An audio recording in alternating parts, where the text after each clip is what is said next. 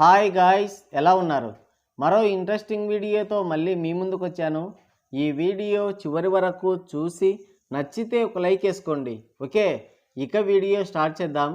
నిన్ననే ఘట్టమనేని మూడో తరం వారసుడు జయకృష్ణ అన్నయ్య నటించిన శ్రీనివాస మంగాపురం అనే సినిమా చూడడం జరిగింది. ఇండస్ట్రీలోకి ఒకడు వస్తే చాలు ఫ్యామిలీలు దిగిపోతారు. ఇక రుద్దుడే రుద్దుడు. ఇప్పటికే రుద్ది రుద్ది రుద్ది రక్తాలు వస్తున్నాయి. డిన్నర్ సెట్లు చేసి సినిమాలు చేయించి నోరు తిరగని ట్యాగులన్నీ అతికించి ఇప్పటికీ బరుకుతూనే ఉన్నారు. ఇప్పటిదాకా బరికింది చాలదన్నట్లు ఇప్పుడు నేషనల్ అవార్డు కోసం కూడా బరుకుతున్నారు. సంతోషం ఏంటంటే ఆ మురికి మాఫియా రేంజ్లో జయకృష్ణ అన్నయ్యని బరకలేరు. ఎందుకంటే డిన్నర్ సెట్లు చేయడానికి పాపం వాళ్ళ నాన్న లేడు. ఆ రుద్దుడే భరించగలేంది ఈ రుద్దుడు పెద్ద విషయం కాదు. కుడుములు తిన్నవాడికి అప్పడాలో లెక్క. చెప్పండి మీరే. జయకృష్ణ అదృష్టం ఏంటంటే ఆయన పేరు కృష్ణగారి అభిమానులందరూ వచ్చి జయకృష్ణ జై కృష్ణ అన్న ఆ భజనలు మొత్తం ఈయన ఖాతాలోకేసి రుద్దొచ్చు. జయకృష్ణ హీరోగా వచ్చినందుకు పెద్ద సమస్య లేదు, కానీ 50 సంవత్సరాల క్రితం రావాల్సిన స్టోరీ పట్టుకొని వచ్చాడు. ఓల్డ్ ఈజ్ గోల్డ్ అనుకున్నాడేమో. కృష్ణగారి నటవారసుడిగా వచ్చారు కాబట్టి ఆయన తీసిన సినిమాలే తీస్తానంటే ఎట్టా? ఈ పాత చింతకాయ పచ్చడి స్టోరీని రుద్దడానికి ఒక స్టెప్ నేర్చుకొని వచ్చాడు. ఎక్కడికి వెళ్ళినా ఆ స్టెప్పే రావడం, ఆ స్టెప్ వేయడం, దండం పెట్టడం, రిపీటు. బషీర్ మాస్టర్ సారథ్యంలో రాకేష్ మాస్టర్కి గట్టి పోటీ ఇచ్చాడు. ఆయన కూడా అంతే, ఒకే స్టెప్ వేసేవాడు. కామెడీ ఏంటంటే అదే స్టెప్ ఆ జూనియర్ రాకేష్ గారికి కూడా నేర్పించాడు. జయకృష్ణ అన్నయ్యని జనాల మీద ఎలా రుద్దాలా అని ఆలోచిస్తుంటే ఆయన ఈ స్టెప్ రుద్దుకుంటూ పోయాడు మన మీద. గుంజి గుంజి ఆ షర్టు కూడా చిరిగిపోయి ఉంటుంది. కామెడీ ఏంటంటే అదే డ్రెస్సులు సినిమాలో కూడా వేసుకున్నాడు. సోషల్ మీడియాలో ఒక పోస్ట్ వైరల్ అయింది. ఏంటంటే ఎవరో ఒక హీరో తన రెమ్యునరేషన్లో 30% తీసుకొని మిగతా 70%కి ఆయనే టికెట్లు కొని పంచి పెడుతున్నాడు అని. అది చూడగానే జ్ఞాన బల్బు డింగుమని వెలిగింది, కానీ లైట్ మొత్తం అబ్బవరం అన్నయ్య మీదకి వెళ్ళింది. కానీ జయకృష్ణ అన్నయ్య సినిమా బుకింగ్ చూశాక అది తప్పని తెలియంది. 5 AM షోస్ 8 AM షోలు వదిలారు. టికెట్లు బుక్ చేద్దామంటే పై సీట్లు మొత్తం బుక్ అయ్యాయి. ఒక్క టికెట్ కూడా లేదు. కానీ కింద సీట్లు చూస్తే పట్టుమని 10 టికెట్లు కూడా తెగలేదు.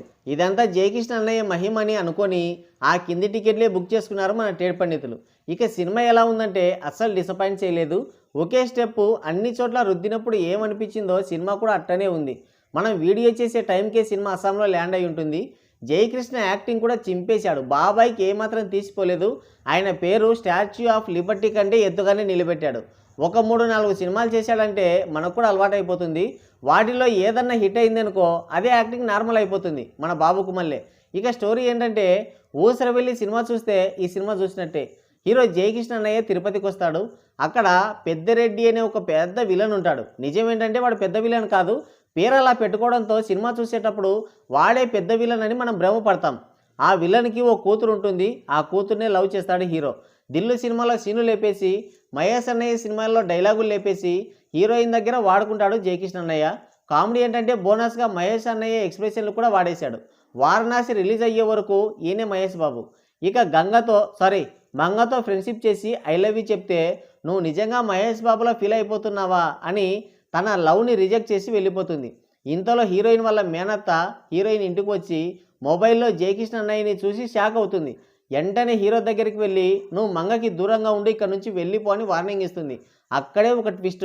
నేను తిరుపతికి వచ్చిందే మంగ కోసం. మంగ లేకుండా వెళ్ళి అక్కడ వంగమంట అదే మంగ లేకుండా వెళ్ళలేను అంటాడు. అక్కడే ఇంటర్వెల్. ఆ సింగిల్ స్టెప్ చూసి కూడా సినిమాకి ఎందుకు వచ్చామా అని ఫీల్ అవుతాం. చాలామంది థియేటర్లో అప్పటికే నిద్రపోయారు. ఆ స్టెప్ భరించలేకే సినిమాకి వచ్చాం. ఇక్కడ సినిమానే భరించలేకపోతున్నాం భగవంతుడా అనుకుని అక్కడే కూర్చుంటే సెకండ్ హాఫ్ కూడా స్టార్ట్ అయింది. ఇంటర్వెల్కి ముందు ఒక ట్విస్ట్ వచ్చింది కదా, గుర్తుందా? అంతకంటే దరిద్రంగా ఉంది సెకండ్ హాఫ్. మోహన్ బాబు తాతయ్య ఎంట్రీ ఇస్తాడు. సెకండ్ హాఫ్ అంతా గోసి కట్టుకొని తిరుగుతూనే ఉంటాడు. నువ్వు అటు ఇటు తిరుగుతే చాలు అని చెప్పినట్టున్నాడు డైరెక్టరు. మోహన్ బాబు తాతయ్య పెద్ద ఫ్యాక్షనిస్టు.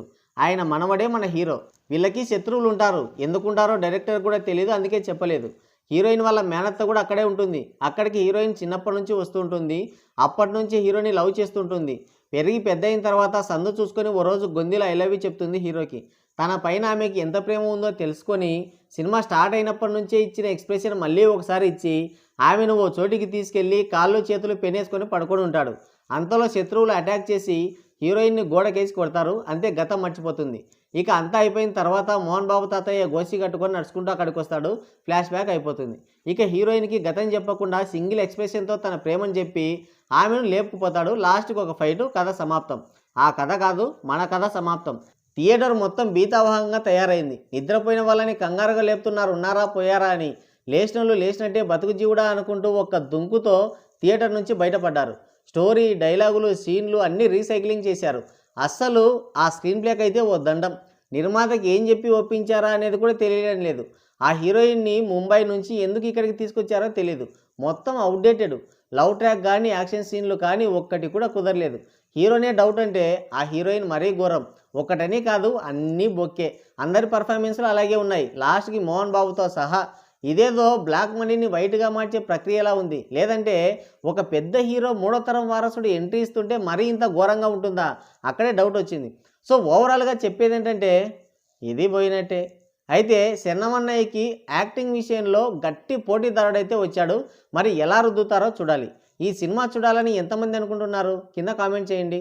సో గైస్, ఇది వీడియో. మరో ఇంట్రెస్టింగ్ వీడియోతో మళ్ళీ కలుద్దాం. Thank you, take care, bye bye.